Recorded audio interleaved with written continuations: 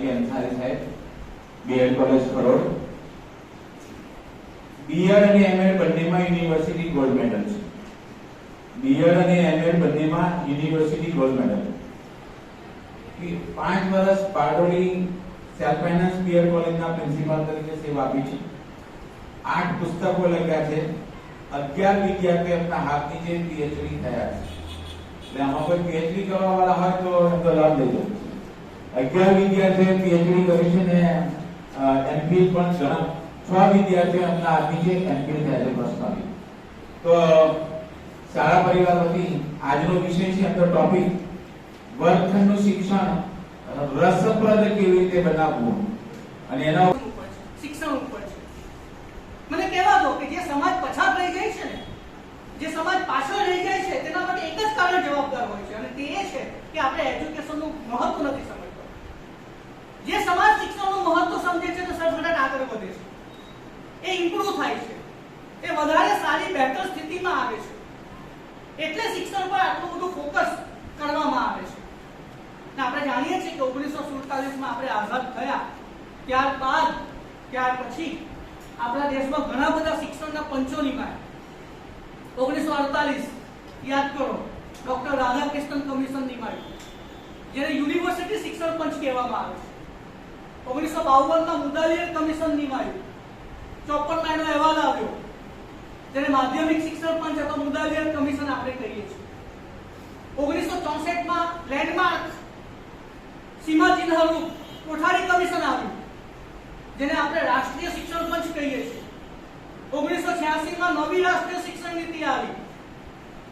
2020 સુધી આપણે 1986 ની નીતિને નવી શિક્ષણ નીતિ કહેતા હતા. 1986 ની નીતિને 2020 સુધી નવી શિક્ષણ નીતિ કહેતા હતા, આટલા વર્ષો પછીમાં. પણ 1986 માં નીતિ આવી. 1992 માં ઈશ્વરભાઈ પટેલ સમિતિ આવી. 2005 માં નેશનલ નોલેજ કમિશન સામ પિટોડા આવ્યો, એનો અહેવાલ આવ્યો. અને અત્યારે લેટેસ્ટ 2020 નવી રાષ્ટ્રીય શિક્ષણ નીતિ, વાસ્તવમાં સાચા અર્થમાં નવી રાષ્ટ્રીય શિક્ષણ નીતિની વાતો આપણે સાંભળી રહ્યા છીએ. હું આ વાત એટલા માટે કરું છું કે આ જેટલા પણ પંચો છે, જેટલા પણ કમિશનો છે, જેટલા પણ લેખકો છે, એ બધાએ એક વાતનો સૂર પુરાવ્યો છે, એક વાતમાં સંમત છે, અને તે એ છે કે જો સમાજનો વિકાસ કરવો હશે તો તેનો આધાર શિક્ષણ ઉપર છે. અને હું એમાં એક સ્ટેજ ઉમેરી એમ કહીશ કે સમાજની ગુણવત્તાનો આધાર શિક્ષકો ઉપર રહેલો છે. શિક્ષણ કેવું હશે તેનો આધાર શિક્ષકો ઉપર છે. આપણે જે રીતે કામ કરીએ છીએ, જે રીતે કન્ટ્રીબ્યુશન કરીએ છીએ, તેવો સમાજ થશે, તેવું શિક્ષણ થશે. અને તેથી આ કમિશનોમાંથી એક કમિશને એવી વાત કરી કે સમાજની કોઈ પણ વ્યક્તિનું સ્તર, ટ્રાય ટુ અન્ડરસ્ટેન્ડ, બહુ મહત્વનું વાક્ય છે કે સમાજની કોઈ પણ વ્યક્તિનું સ્તર ક્યારેય પણ શિક્ષકના સ્તર કરતા ઊંચું હોઈ શકે નહીં. I would like to repeat. સમાજની કોઈ પણ વ્યક્તિનું સ્તર ક્યારેય પણ શિક્ષકના સ્તર કરતા ઊંચું હોઈ શકે નહીં. આ વાત જો તમે સમજી જાઓ તો મને એમ લાગે કે અહીંયા મારું આવું સફળ. સમાજમાં કોઈની પાસે ગમે તેટલા પૈસા હોય, ગમે તેટલી સંપત્તિ હોય, ગમે તેટલો જેની પાસે પાવર હોય, પણ એનું લેવલ ક્યારે પણ આપણા લેવલ કરતા, શિક્ષકના લેવલ કરતા ઊંચું હોઈ શકે નહીં, એવું કમિશને કહ્યું. એમને એમ કહ્યું હશે, કેટલું બધું ચિંતન કર્યું હશે ત્યારે વાક્ય આવ્યું. તો પછી કોઠારી કમિશનનું જે અહેવાલ છે તેનું પહેલું વાક્ય આવું છે કે ભારતનું ભાવિ તેના વર્ગખંડોમાં ગણાવી રહ્યું છે. The destiny of India is being shaped into her classrooms. મહાન વાક્ય.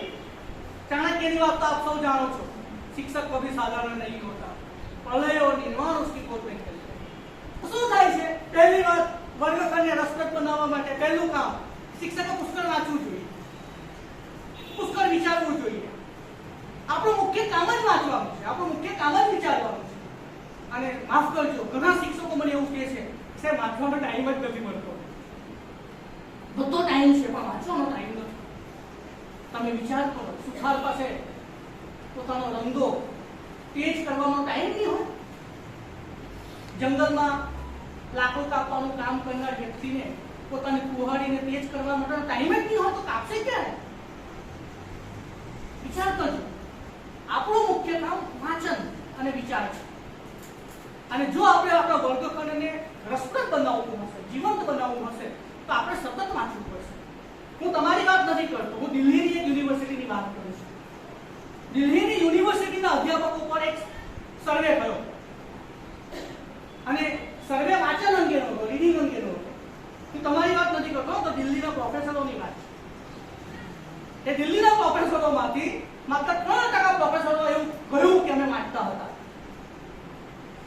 I am talking about the Delhi University and professors. Out of all those professors, only 3% teachers confessed that they were reading. હવે તમે વિચાર કરો કે જો વાંચીશું નહીં તો ભણાવશું કેવી રીતે?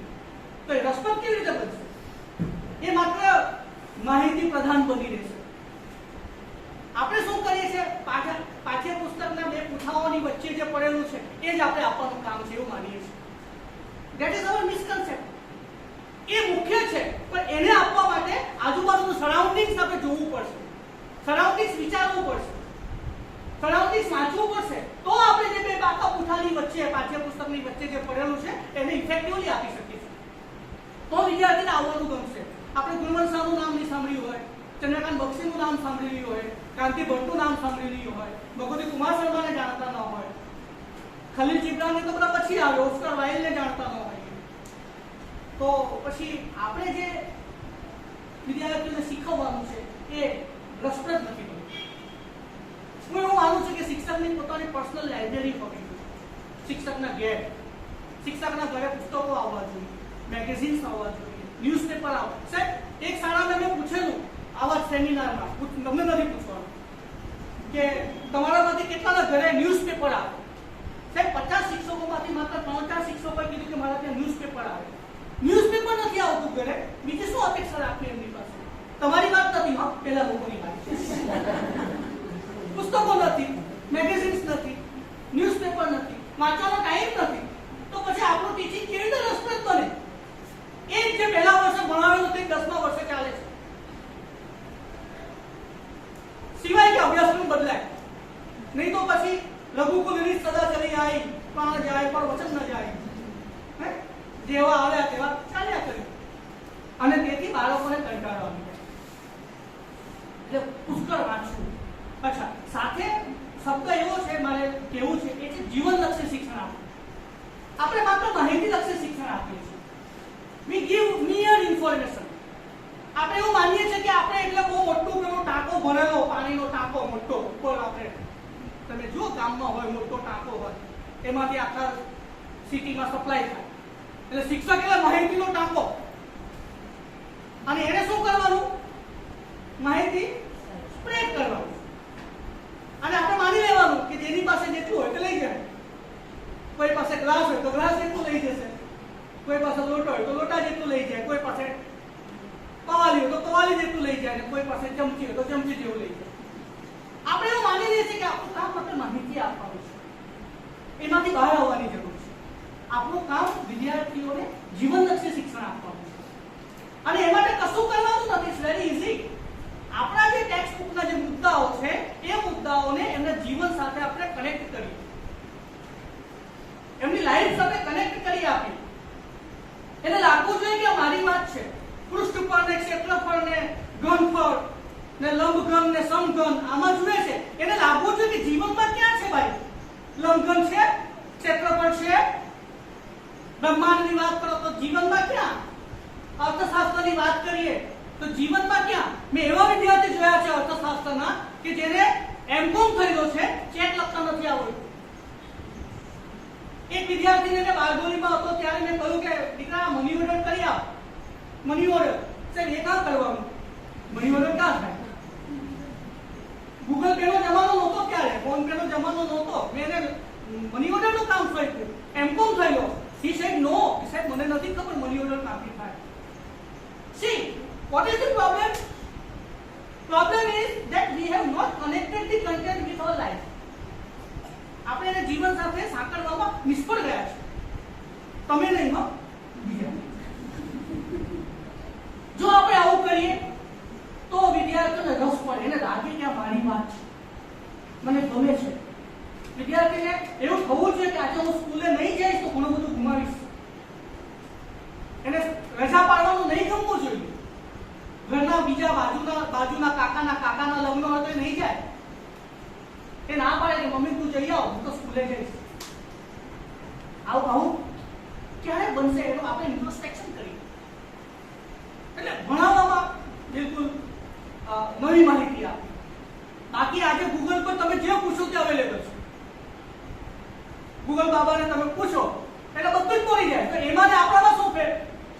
એના કરતા આપણે કેવી રીતે જુદા પડ્યા? ધેટ યુ ટુ પ્રૂવ કે હું ગૂગલ નથી ભાઈ. ગૂગલ માત્ર માહિતી આપશે, હું તને અન્ડરસ્ટેન્ડિંગ આપીશ. ટીચરનું કામ અન્ડરસ્ટેન્ડિંગ આપવાનું છે, સમજ આપવાનું છે. ગૂગલ તો કહી દેશે કે ભારતમાં સૌથી પહેલો મુગલ બાદશાહ કયો આવ્યો, તો ગૂગલ પર જોશે એટલે કહી દેશે કે બાબર આવ્યો. ક્યાંથી આવ્યો તો કે પશ્ચિમ ઘાટમાંથી આવ્યો. ક્યાં આવ્યો તો હલ્દી ઘાટમાંથી આવ્યો. કયા દિવસે આવ્યો, કયા વર્ષે આવ્યો, કયા ચોઘડી આવ્યો, બધું મળી જાય. આપણે શું નવું આપવાના? એનું જે મીનિંગ છે, એનો એસેન્સ છે તે આપણે આપવાનું છે, એના પર ફોકસ કરવાનું. તમે મને ખબર છે પ્રશ્નોત્તરીમાં એક સવાલ પૂછશો, એ હું નથી કહેતો, તમે પૂછજો, મને ખબર છે સવાલ આવશે ત્યારે આપણે વાત કરીશું. પણ જીવન સાથે સાંકળીને એ લોકોને એમ લાગે કે આ મારી વાત છે, ઉપયોગ. અને બીજું દોસ્તો, હું જુદું માનું છું. આપણે વિદ્યાર્થીઓને પેરેન્ટ્સની પણ અપેક્ષા છે કે ફર્સ્ટ આવવો જોઈએ, પર્સન્ટેજ આવવા જોઈએ. આ મિસકન્સેપ્ટમાંથી બહાર આવે. મેં તમને ઉદાહરણ આપ્યું ડોક્ટર્સ. મને એક ઇન્ટરેસ્ટિંગ કિસ્સો યાદ આવે છે. Let me share. મારી સોસાયટીમાં રહેતા કે સાહેબ આવો, એક પાર્ટી છે, તમારે આવવાનું છે.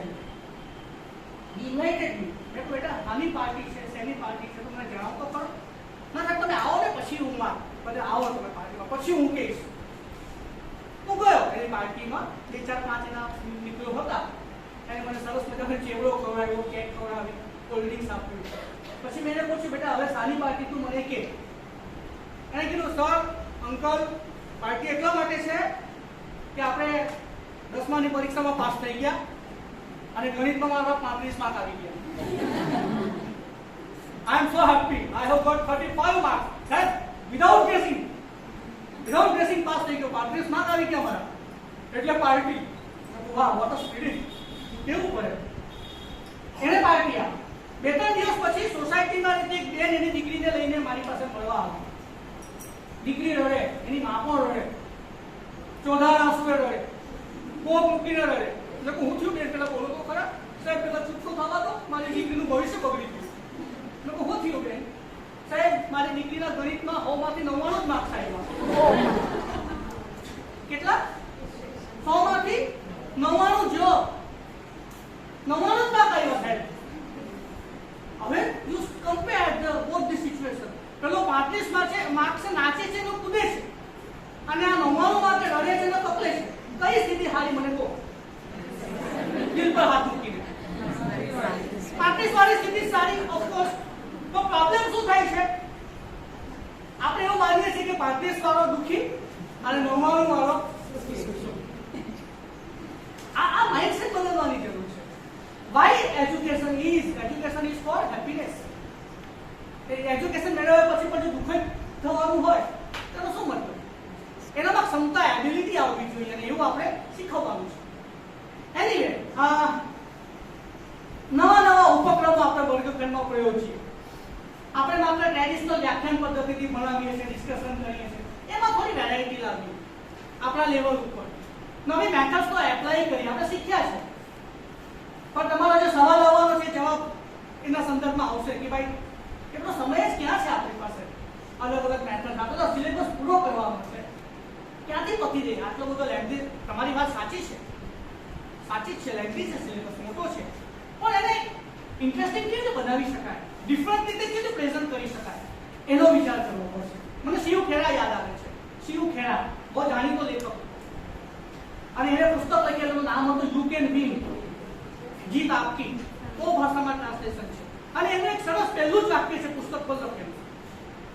એ વાક્ય એવું છે કે winners don't do different things, they do things differently.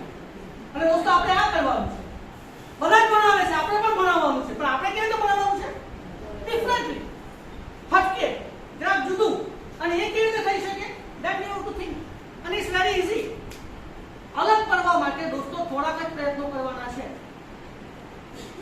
Mind અલગ કરવા માટે થોડાક જ પ્રયત્નો કરવાના છે, પણ એ થોડાક પ્રયત્નો કરવા માટે જાગૃતતા જોઈએ, અવેરનેસ જોઈએ, તૈયારી જોઈએ, માત્ર અલગ પડવાનું છે. અને ઇટ્સ વેરી ઇઝી. પણ કેવું છે કે બધા જેમ ચાલે છે તેમ આપણે ચાલ્યા કરીએ છીએ, જુદું વિચારતા નથી. આઉટ ઓફ બોક્સ જે વિચારવાની વાત છે, બોક્સની બહાર વિચારવાનું છે. અલગ અલગ પદ્ધતિ બહુ બધું છે, પેડાગોજીમાં આવે જ છે, એ મારે અહીંયા શીખવવું નથી. યુ નો, ક્વિઝ કરો, એક્ઝિબિશન કરો, ગ્રુપ ડિસ્કશન રાખો, સેમિનાર્સ રાખો, થઈ શકે, ઇટ્સ ફિઝિબલ. અને હું તમને કહું કે એવું બધું કરશો તો વધારે સારી રીતે સિલેબસ